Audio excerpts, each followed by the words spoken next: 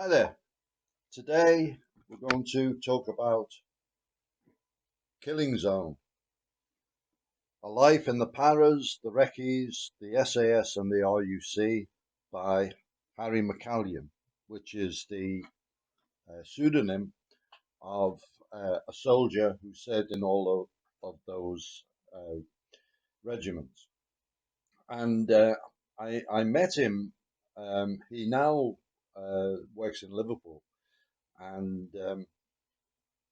one of the guys who trains with us mentioned that in the gym he goes to, there was a chap in his 60s who trained ever so hard, tremendous cardio and so on. And he got talking to him and he found out it was Harry McCallion. And sometime later, I actually saw him in a cafe in Liverpool and introduced myself to him, had a little chat to him, and fascinating character. So he grew up in Glasgow and served in joined the parachute regiment, did tours in Northern Ireland and so on, and then he decided to go to South Africa and join the military there. And he was invited to try the selection for the reconnaissance commando, the Recce's. So he goes through the selection process, which was a long, arduous process, lots of load carrying, long walks, and so on, and goes through the whole process, all the training, and so on. And um, it rather uniquely finishes with a long march, um, big solo march, and as you reach the end, you're aware that you're coming into a camp, and there's a lot of the operators are there, and as you approach, here's another one, and you're handed your beret and a beer, and that's the end of the selection process. So he served in the Recce's, and he was assigned to the section that um, dealt with the maritime operations, which later became 4 Recce, and started learning about operating in boats and submarines and things like that. And one of the operations he talks about, Operation Milk Float, was where they were actually the insertion method for a group of Rhodesian SAS operators whose job was to try to kill Mugabe.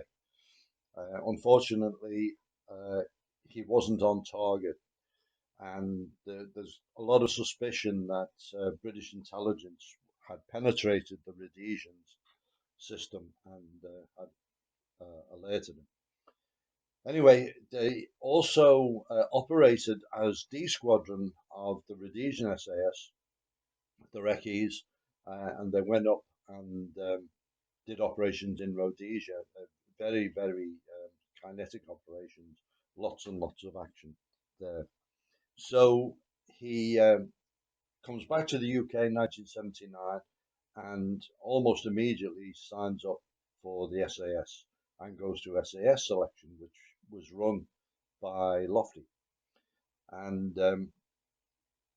it was uh, extremely arduous, bitter cold, snow conditions up on the mountains and so on. Manages to pass, goes to the jungle, um, and then comes back, combat survival and so on, and joins 2 Troop, which is the free fall troop of A Squadron, does a tour in Northern Ireland, and then is transferred to 6th Troop, which is boat troop of B Squadron. And he's quite pleased to be sent to B Squadron because he knew a lot of the guys who were there, and there's a lot of characters in B Squadron. And then almost immediately the Falklands kicks off, and he describes the training, what was the build up for Operation Mikado, which was the idea of landing two C-130s on an Argentine base to take out the Super 800 aircraft, which were causing such havoc. And they're at Ascension Island, and the ops grubbed. He has previously also talked about the sacking of John Moss, the squadron commander, and so on, and all the stuff that went on. We talked about in a previous book review. But he also mentions Operation Plum Duff, which was the highly secret operation to insert a team, reconnaissance team, into the mainland, which failed. There was a helicopter crash, and that hadn't been talked about previous to this book. So Mikado is scrubbed, but the squadron does a wet jump into the sea, and they're picked up, but really things are winding down and nothing much happens.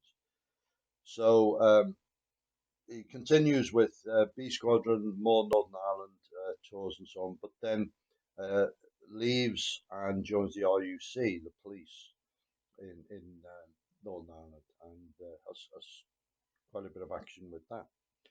So it's a really interesting book. It's very well written, and to me, it was an amazing story of a lad who, as an underweight kid, turns up at the recruiting office with his worldly possessions in a Tesco bag to end up being a top barrister in Liverpool is amazing. And it just shows that there's a lot of people who have terrific potential, which is only realized when they go through something like military training, which allows them, particularly special forces training, which does allow them to develop their potential into what they can be.